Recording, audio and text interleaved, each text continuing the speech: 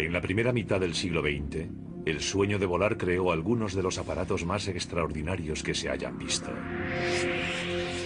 Antes del despegue del primer aeroplano, los dirigibles rígidos permitieron realizar viajes aéreos colectivos, y un pequeño grupo de visionarios planeaba la construcción de la mayor aeronave de la historia. Constituirían la primera aerolínea del mundo. Realizarían los primeros bombardeos aéreos sobre ciudades.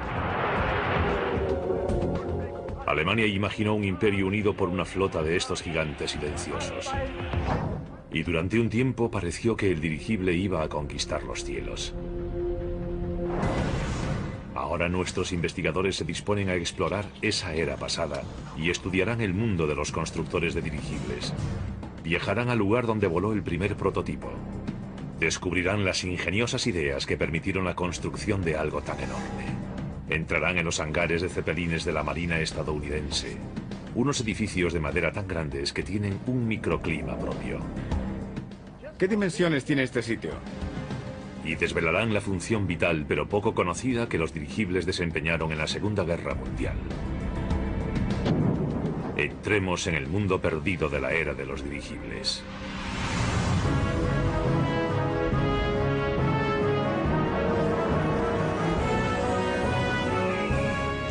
Mundos perdidos, la era de los dirigibles. En la última mitad del siglo XIX, pocas personas habían soñado con viajar a larga distancia por el aire. El aeroplano aún no era una realidad práctica. El único medio tangible de volar era el globo aerostático. Y al no poder controlar su rumbo era poco más que una novedad. Aún así, unos cuantos visionarios creían que habían hallado el modo de conquistar los cielos mediante los enormes dirigibles llamados cepelines. Sigue siendo la mayor aeronave que haya existido, y es una de las creaciones más sorprendentes de la historia de la aviación. Durante un breve periodo fue la vanguardia de la tecnología aeronáutica.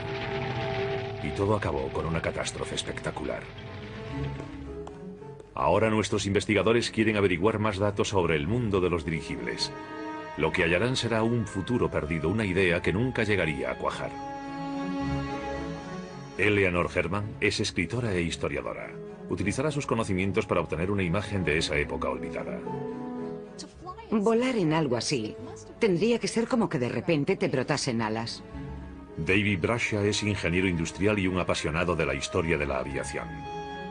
Desea entender la evolución de estos monstruos del cielo y el ingenio aplicado a su construcción. Lo primero que ves es que no hay volante de dirección.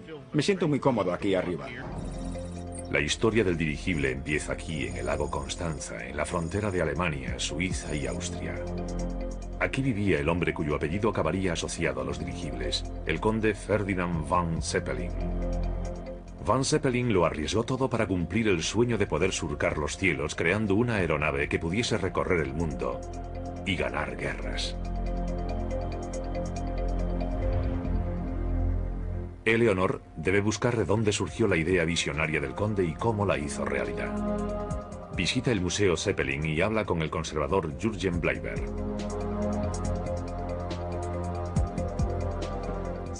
Antes de que los hermanos Wright presentasen su primer aeroplano, el conde Zeppelin había ideado el dirigible y se convirtió en una obsesión para él. ¿Cómo empezó todo? El conde Zeppelin tomó parte en un vuelo en globo en 1866 y seguramente influiría mucho en él. Le fascinaban todos los aspectos del vuelo y vio su utilidad tanto militar como civil. Invirtió mucho de su dinero en la creación del dirigible, pero la gente solía tomarlo por loco. Hay que entender que a finales del siglo XIX, la idea de los vuelos civiles por todo el mundo y de los vuelos militares largos parecía una locura. Pero el conde Zeppelin demostraría que tenía razón. Cuando estalló la Primera Guerra Mundial en 1914, la flota Zeppelin sería la primera aerolínea del mundo y transportaría a 40.000 personas. En la fábrica NT Zeppelin de Alemania, donde aún hoy construyen dirigibles modernos, Eleanor habla con el experto en zeppelines John Provan. Quiere saber cómo son estas aeronaves. La primera idea del conde Zeppelin fue crear como una locomotora con vagones, hacer un tren aéreo. Esa idea no habría salido bien. En un principio tuvo forma de cigarro alargado durante unos cuantos años. Y durante la Primera Guerra Mundial le dieron una forma más aerodinámica, muy similar a los dirigibles actuales. El sueño del conde Zeppelin de un transporte público rápido y mundial creó una enorme industria en toda Alemania, dedicada a fabricar piezas para los dirigibles.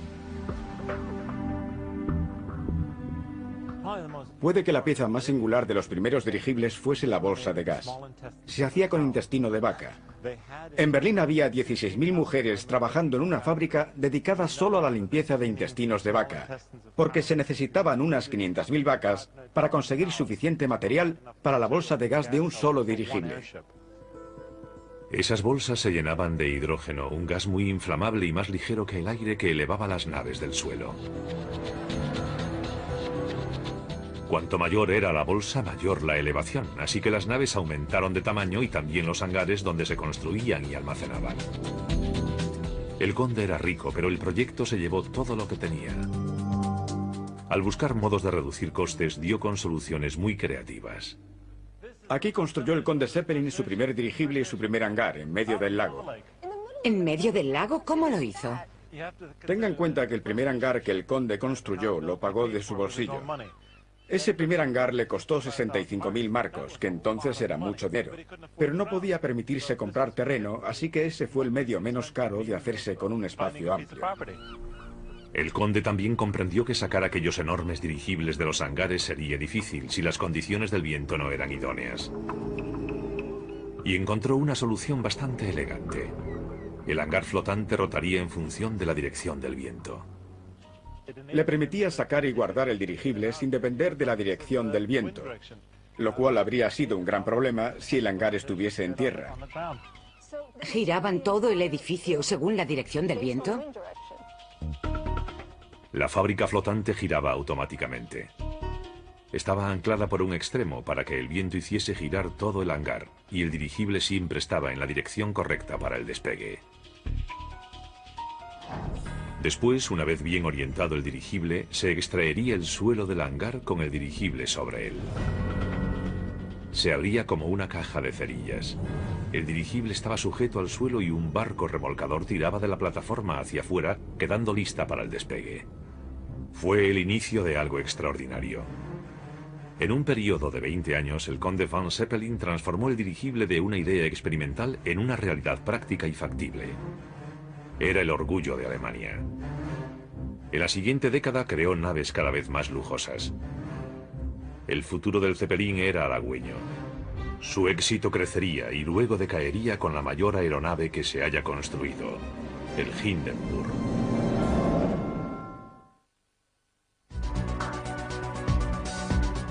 Nuestros investigadores están reconstruyendo la época que dio las mayores máquinas voladoras de la historia, los dirigibles.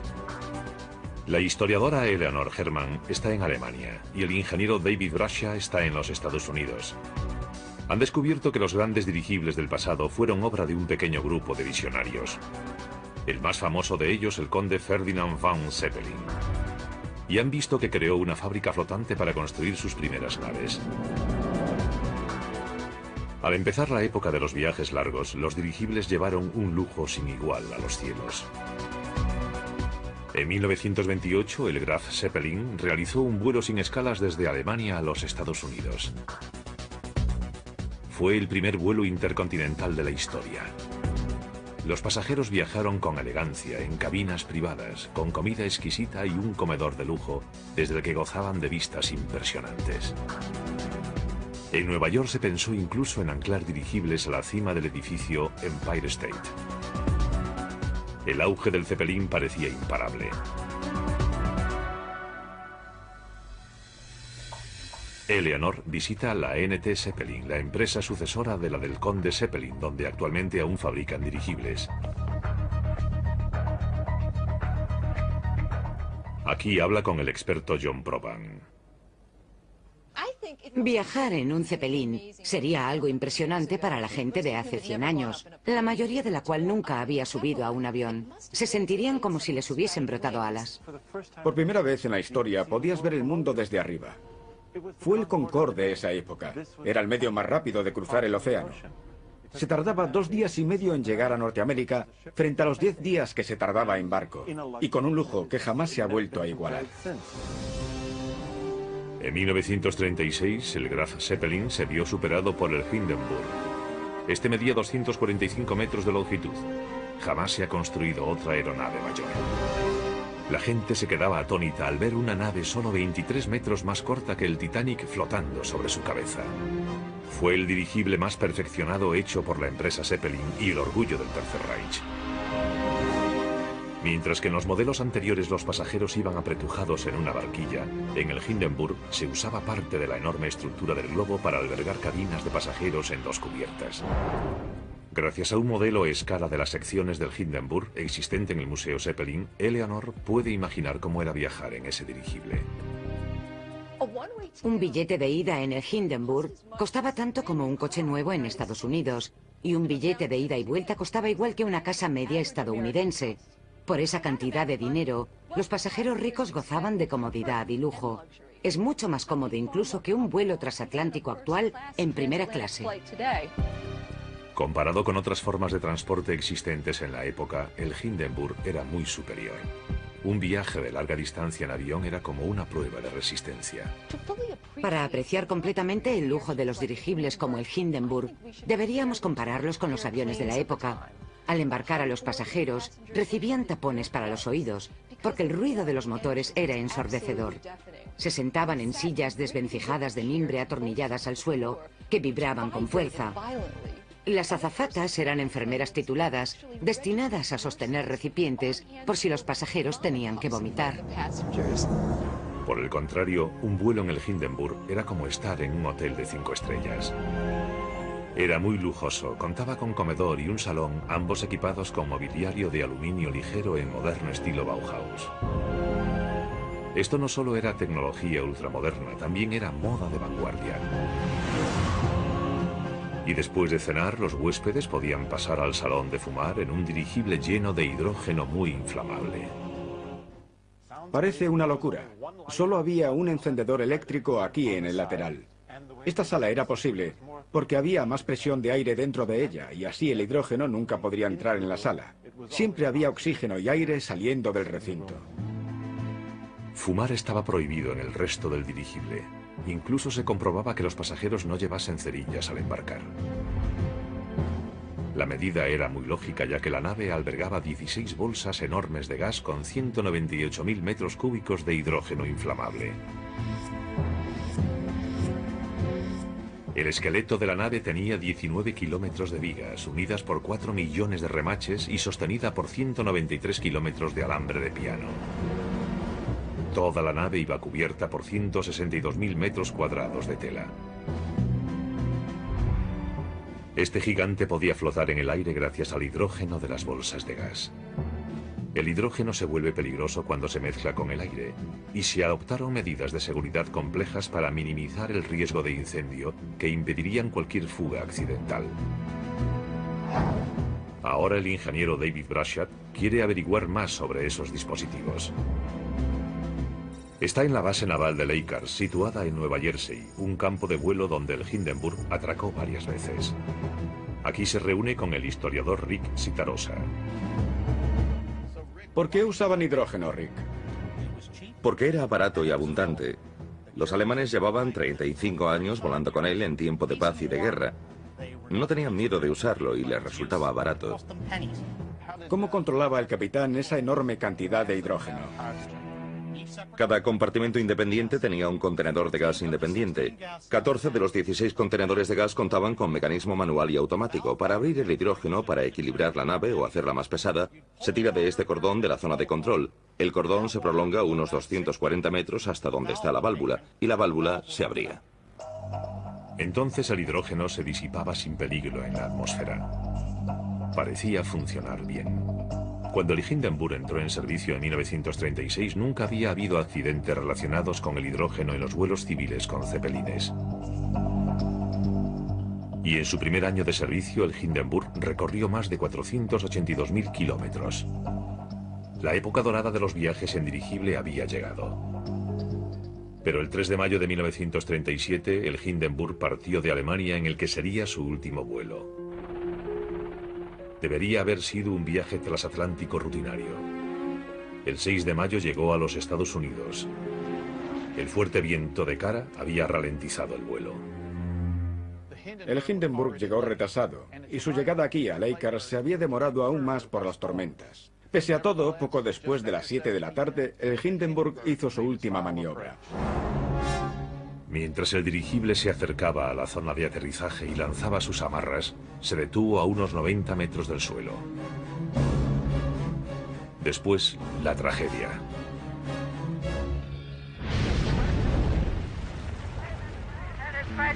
It's crashing terrible. Oh my, get out of the way, please. It's burning, bursting into flames, and it's falling on the Boeing fast. And all the folks between us, this is terrible. This is one of the worst catastrophes in the world.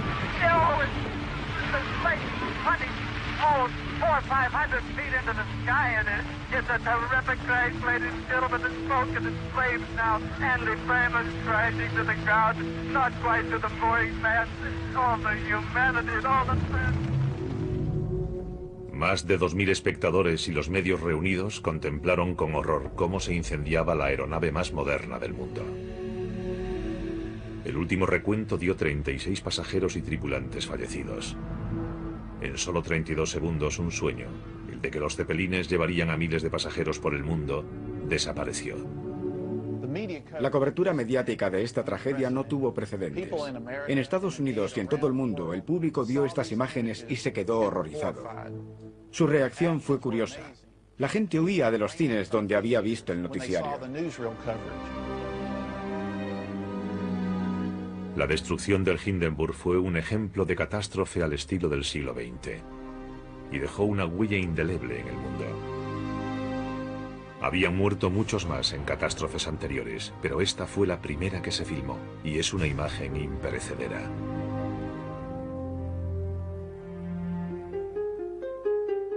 Pero aunque el accidente puso fin al uso civil de los dirigibles, la Marina estadounidense seguía creyendo que estas aeronaves podían tener gran utilidad.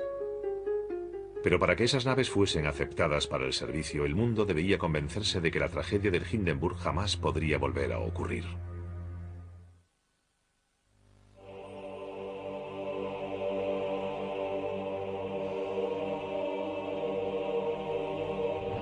La transmisión radiofónica de un locutor presente en la catástrofe del Hindenburg, el dirigible que se incendió en Lakers, sigue siendo una de las emisiones más famosas de la historia.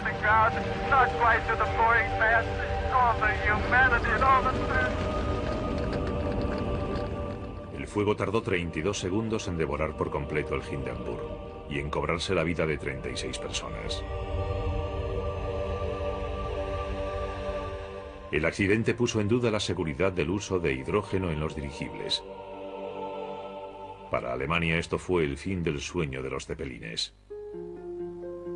Pero los Estados Unidos tomaron ahora el relevo. Para entender por qué, David ha vuelto a la base aeronaval de Lakers, en Nueva Jersey, escenario de la tragedia del Hindenburg. Aquí un enorme hangar, el hangar número 1, construido en 1920, aún existe.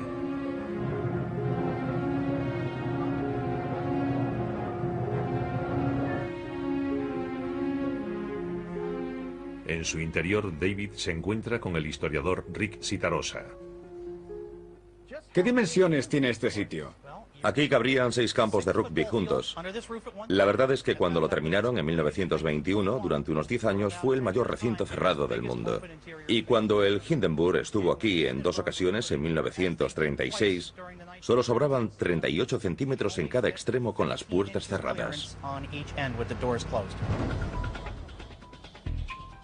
Es inmenso, 294 metros de largo, tan grande que incluso tiene microclima propio. Alguna vez incluso ha llovido aquí dentro.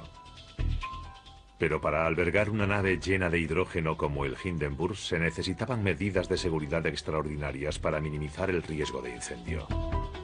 Cuando los alemanes llegaban aquí con el Graf Zeppelin y el Hindenburg, se encontraban como en casa. Este era uno de los hangares más seguros del mundo para un dirigible de hidrógeno. La razón era por las escotillas de ventilación y las claraboyas del techo para ventilar los escapes de gas y por los adoquines de cemento asfáltico usados en el suelo. 985.000 adoquines que minimizaban el peligro de que saltaran chispas al caer una herramienta. Incluso el circuito de iluminación y los paneles eléctricos eran a prueba de explosiones. Pero al examinar el lugar, David descubre una tubería de gas.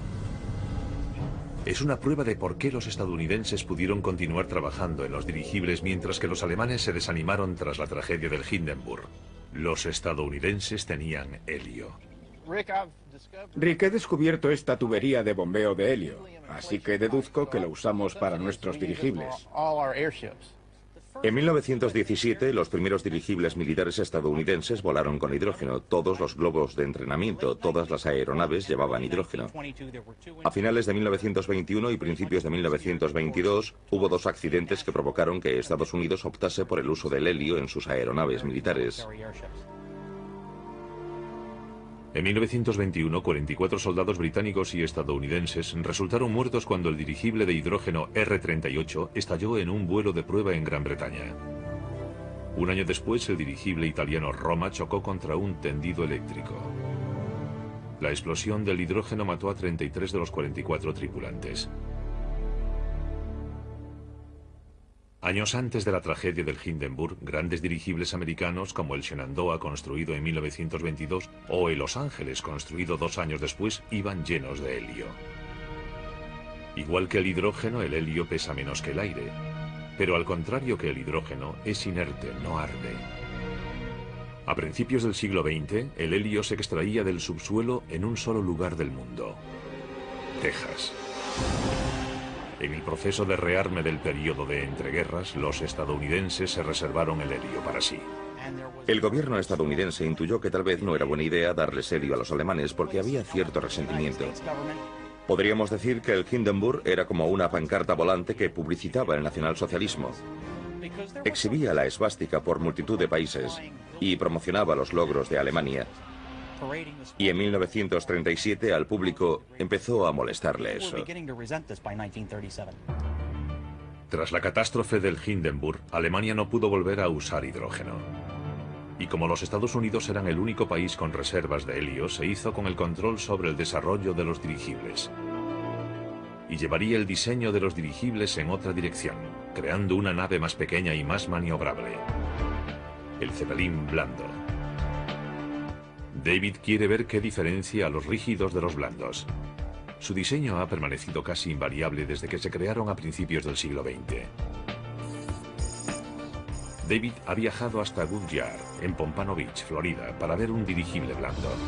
Y lo primero que hace es examinarlo de cerca.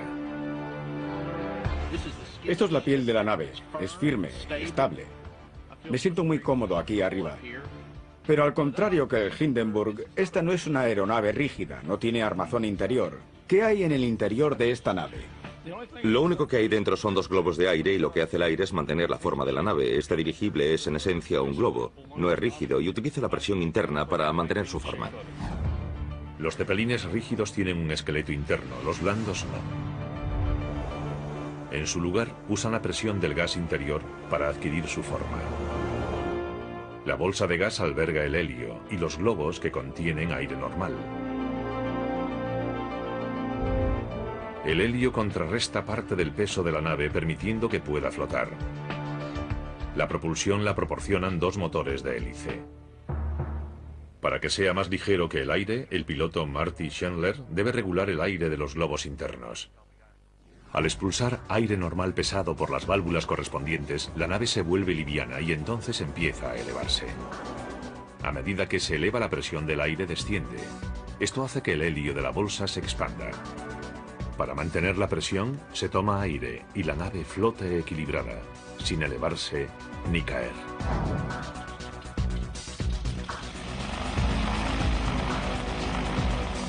Mediante la rueda elevadora, el control del timón y el motor, el piloto consigue que la nave despegue del suelo.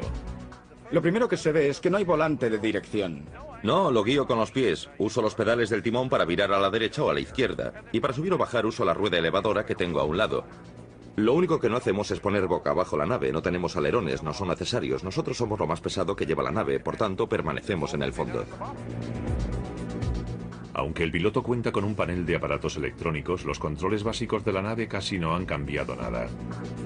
Los dirigibles blandos de helio creados por los estadounidenses en los años 30 se controlaban casi de forma idéntica.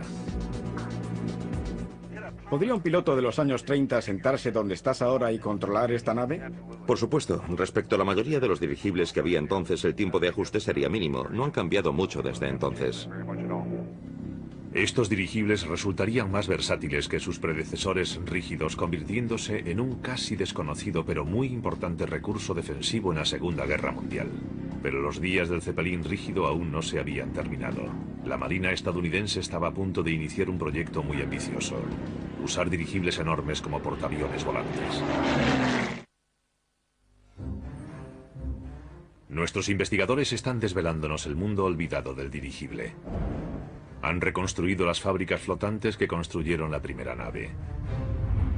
También han reconstruido la época dorada de los viajes civiles en dirigible que llegó a su fin con la tragedia del Hindenburg. Y han descubierto que los Estados Unidos pudieron continuar fabricando dirigibles porque contaban con reservas de helio, un gas más seguro que el hidrógeno inflamable. Pero mientras que Alemania había creado naves de pasajeros para viajes largos tales como el Hindenburg, los Estados Unidos iban en otra dirección: el uso militar. La investigadora Eleanor Herman ha ido a la base aeronaval de Richmond, situada en Florida, para averiguar más sobre los planes militares estadounidenses para los dirigibles. Se entrevista con el historiador naval Anthony Hadwood. Después de la Primera Guerra Mundial, ¿vio el Departamento de Guerra alguna aplicación militar para los dirigibles? Por supuesto. Los efectivos del Kaiser durante la Primera Guerra Mundial habían bombardeado Londres y otros lugares. Así que los estadounidenses vieron el potencial de los dirigibles, sobre todo en la Marina. En 1931, Washington apoyó la construcción de dos dirigibles navales extraordinarios, el Akron y el Macon, con un coste de $8 millones. Eso equivaldría hoy a más de 100 millones. Aún en el extraordinario mundo de las aeronaves ligeras, estos dirigibles no serían como los demás. No solo eran los mayores que hubiese fabricado la Marina estadounidense, también eran los primeros y únicos hangares volantes. La intención era que esos enormes dirigibles rígidos transportasen un escuadrón de aeronaves a bordo y serían los ojos de la flota. Irían volando por delante de la flota, reconociendo el terreno en busca del enemigo. La primera de las aeronaves construidas, el dirigible Akron, tenía un volumen de 185.000 metros cúbicos, similar a la capacidad de 40 piscinas olímpicas. El globo medía 240 metros de largo, solo 6 menos que el Hindenburg. Contaba con 8 motores, con una autonomía de casi 6.000 millas marinas y podía viajar a más de 128 kilómetros por hora. Pero lo más impresionante de esta nave gigante era su casco. Un espacio interior de 22 metros de largo, 18 de ancho y 5 de altura, capaz de albergar hasta 5 aviones caza. Se usaba un trapecio para bajar los aviones por el vientre del dirigible. Un gancho aéreo se soltaba y el avión quedaba libre, listo para efectuar el reconocimiento aéreo. Aunque pueda parecer una maniobra arriesgada, el lanzamiento desde el dirigible era la parte fácil. Ahora, Eleanor va a despegar en un biplano de los años 40. Quiere hacerse una idea de lo que los pilotos debían hacer después.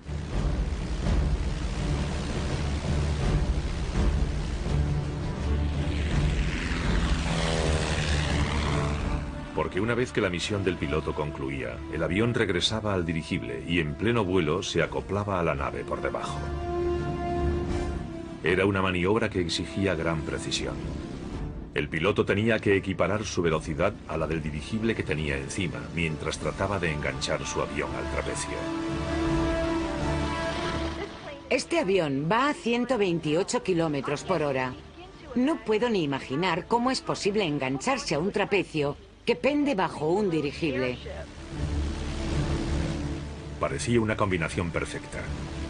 El dirigible podía transportar aviones a larga distancia de su base, y los aviones ligeros podrían reconocer lugares donde el dirigible sería vulnerable a los ataques. Aunque las pruebas confirmaron la pericia de los pilotos y la ventaja teórica de estos hangares volantes, había una pega evidente.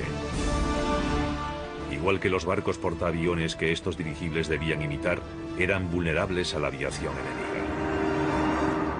Pero no solo el ataque enemigo los hacía vulnerables. Tenían otro adversario que con el tiempo acabaría con el sueño de los portaaviones volantes: el mal tiempo. A gran altura no tenían flexibilidad para soportar el viento y tenían tendencia a agrietarse y destruirse. Y se estrellaban. El 3 de abril de 1933, el Akron resultó destruido en el Océano Atlántico. 73 hombres murieron. Solo 2 años después, el Macon también se destruyó cerca de Point Sur, California. El programa Skyhook era demasiado ambicioso y los enormes dirigibles demasiado frágiles. Pero habían demostrado a la Marina que, usados correctamente, los dirigibles podían ser muy útiles en la guerra. Así que se creó una nave más pequeña y flexible, el dirigible blando. Davis se reúne con Richard von Treuren, ingeniero de la NASA e historiador, para saber más sobre la actuación de los dirigibles en la Segunda Guerra Mundial. Cuando la Marina perdió el dirigible Macon, la sección de aeronáutica solicitó el dirigible denominado K-2. Los aviones miden su tiempo de vuelo en horas, pero un dirigible puede estar en vuelo durante días. También puede deslizarse casi en silencio. Estas cualidades se aprovecharon en el conflicto siguiente. Los dirigibles podían convertirse en cazadores y localizar a un enemigo invisible para las demás naves. Era idóneo para el reconocimiento. Marty, ya entiendo por qué la Marina utilizó dirigibles blandos para patrullar el océano. Desde aquí se ve todo. Se divisan millas y millas de océano, y no solo la superficie, sino también debajo de ella. Impresionante. Más de 130 de estos dirigibles patrullaron las aguas costeras de los Estados Unidos, destacados en lugares como Richmond. Aunque pocos conocen la actuación de estos dirigibles, desempeñarían un papel vital para la seguridad de los Estados Unidos. 4 días después del ataque contra Pearl Harbor, en diciembre de 1941, Hitler declaró la guerra a los Estados Unidos. Grupos de submarinos alemanes zarparon de las bases de la Europa ocupada. Navegando bajo la superficie del Atlántico, harían estragos en todo el litoral oriental.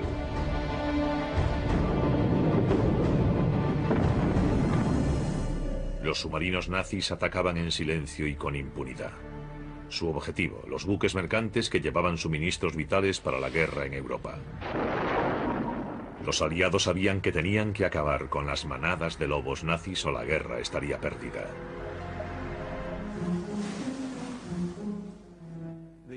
El dirigible es el único enemigo natural del submarino, porque funciona de forma similar al submarino en el océano de aire. Igual que el submarino, el dirigible podía recorrer largas distancias, podía observar desde el aire y gracias al inteligente diseño de su barquilla de control, la clase K, se convirtió en una verdadera amenaza para los submarinos alemanes. Las grandes ventanas de plexiglas ofrecían a la tripulación 360 grados de visión sobre el mar. La barquilla iba dotada de radar y aparatos de navegación y rescate ultramodernos. Desde su atalaya, la tripulación podía detectar a los submarinos mientras acompañaba a los convoyes de buques. Con solo ver un dirigible sobrevolando el convoy bastaba para disuadir a los submarinos de atacar. Los alemanes sabían que los verían y luego los perseguirían los bombarderos. Hemos descubierto varios casos en los que los dirigibles atacaron submarinos. Y por los alemanes sabemos qué opinaban los tripulantes de los submarinos sobre los dirigibles. En general procuraban evitarlos. Los alemanes tenían buenas razones para temerlos. La noche del 18 de julio de 1943, el K-74 localizó un submarino en la costa de Miami. Sabiendo que había buques estadounidenses en la zona, el comandante del dirigible decidió atacar. Cuando el K-74 se aproximaba, los alemanes lo vieron. El dirigible lanzó cargas de profundidad, pero ahora estaba a distancia de tiro de la artillería antiaérea del submarino. Rota su bolsa de gas, cayó al mar.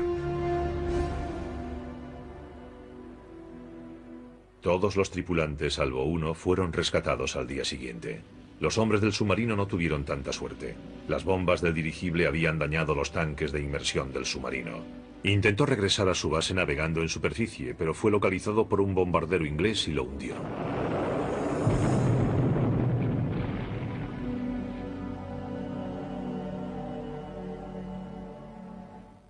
Entre 1942 y 45, los dirigibles de Richmond patrullaron durante 730 días consecutivos. Fue un récord no superado por ningún otro escuadrón de dirigibles. Como resultado, los ataques de los submarinos alemanes contra los convoyes estadounidenses pasaron de 114 en 1942 a solo 8 durante el año siguiente. Los dirigibles tuvieron una actuación impecable durante la guerra, pero desde luego no menos sobresaliente fue el enorme esfuerzo de construcción e ingeniería que les permitió volar. Las bases aéreas tenían que poder dar apoyo a los escuadrones de dirigibles y hubo que construir hangares capaces de albergar varias aeronaves. El proyecto de construcción que cubrió esas necesidades fue el mayor de su clase en toda la historia. Nuestros investigadores estudian la época olvidada de los dirigibles. Han visitado el lugar de la terrible tragedia del Hindenburg en Nueva Jersey y han descubierto que los dirigibles estadounidenses de clase K se usaron para perseguir a los submarinos nazis en el apogeo de la Segunda Guerra Mundial. Ahora, Eleanor está en Richmond, Florida, para averiguar cómo fue posible una operación de tal envergadura en tiempo de guerra. Este lugar, la estación aeronaval de Richmond, fue la base del escuadrón ZP-21 durante la guerra. Otras 9 bases repartidas por el país contaban también con escuadrones y se hicieron 17 grandes hangares o almacenes para dirigibles para albergar a estos cazasubmarinos. En Richmond, esos hangares han desaparecido hace tiempo, pero el historiador naval Anthony Atwood podrá decirnos dónde estaban emplazados. Estos planos los hizo un estudio de arquitectos de Atlanta. ¿Los hangares estaban por esta parte? Había 2 aquí y otro más aquí. La base entró en servicio el 15 de septiembre de 1942. En ella destacaban 3 hangares principales, una zona de aterrizaje de 610 metros de diámetro, 8 zonas de atraque y una planta de helio con una instalación ferroviaria propia. En total abarcaba más de 1000 hectáreas. En la guarnición había 3.500 marineros y 21 dirigibles. Era el mayor escuadrón de la Marina. Todo lo que queda de los 3 hangares es esto. Una jamba de cemento de 36 metros de altura. Había 2 como esta a la entrada de cada hangar, y da una idea del enorme tamaño de los hangares. Pero en 1942 el acero era necesario para los tanques y aviones y no podía emplearse en los edificios. Así que hubo que construir los hangares con otro material. Utilizaron madera. En un principio se pensó utilizar acero, pero luego se hicieron con madera de abeto.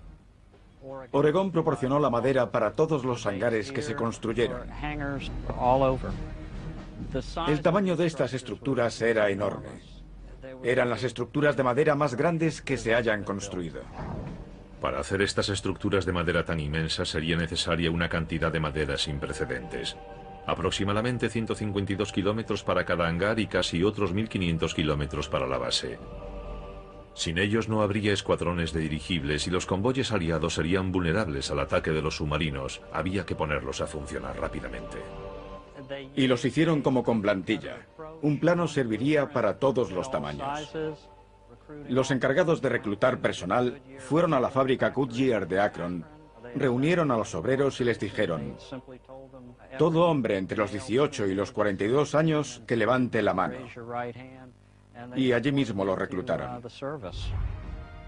Gracias a la información reunida por nuestros investigadores, ya podemos imaginar el aspecto que esos hangares, las mayores estructuras de madera de la historia, tendrían durante la Segunda Guerra Mundial.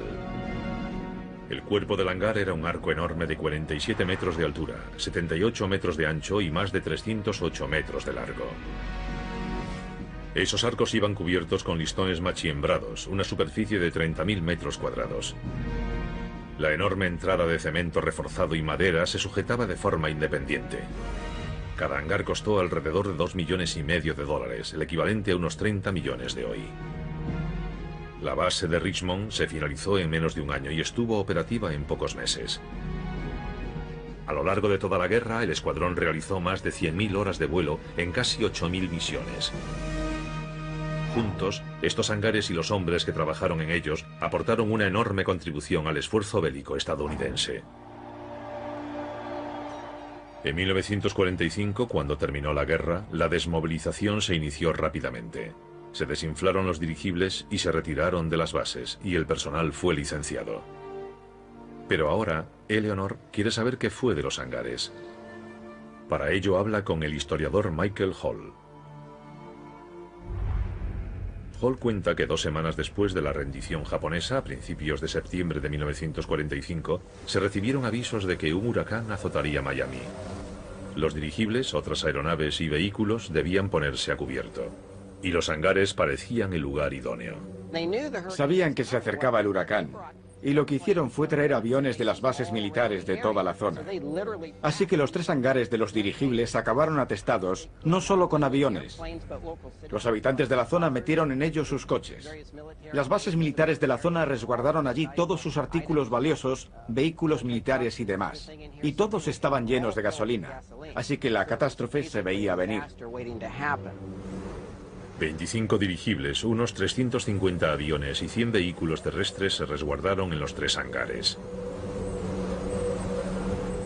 La base se había construido para aguantar vientos de 193 kilómetros por hora, pero no tenía defensa contra otro peligro: el fuego. ¿Se sabe cómo empezó el incendio? ¿Fue a causa de un rayo? Es posible que el viento derribase algún elemento estructural del tejado y cayese al suelo. Y recuerde que en el suelo estaban todos aquellos aviones, vehículos y dirigibles, todos ellos cargados de gasolina. Tal vez el objeto perforó un tanque de gasolina y saltó una chispa. Cuando con la fuerza del viento el hangar 3 quedó envuelto en llamas, el fuego se propagó a los hangares 1 y 2 que estaban juntos. Y por eso ahora estamos aquí en la planta de lo que fue el hangar número 1. En poco tiempo los 3 hangares quedaron envueltos en llamas. Los 50 marineros que estaban de guardia lucharon por salir de los edificios en llamas. 26 resultaron heridos. Un hombre perdió la vida. Al día siguiente, solo quedaban los pilares de cemento de los hangares.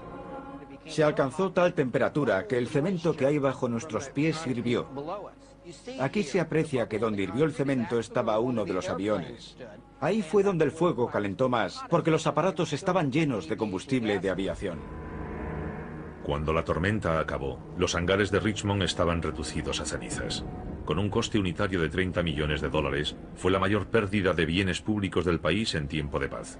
Hoy esta jamba es lo único que queda de un breve pero emocionante periodo de la historia de la aviación. Los hangares de dirigibles de Richmond son solo un ejemplo de la amplitud de miras que imperó en la historia del dirigible. Desde los primeros días de las fábricas flotantes del conde Van Zeppelin, los dirigibles superaron grandes obstáculos técnicos. La destrucción de la mayor aeronave de la historia, el Hindenburg, sigue siendo una imagen indeleble. Y los dirigibles desempeñaron un papel vital pero poco conocido en el triunfo aliado en la Segunda Guerra Mundial. A la larga, estas naves impresionantes, pese a las extraordinarias innovaciones con las que contaban, quedaron relegadas en la revolución del transporte. Sin embargo, durante un tiempo, los dirigibles pudieron haber sido el futuro de los viajes aéreos.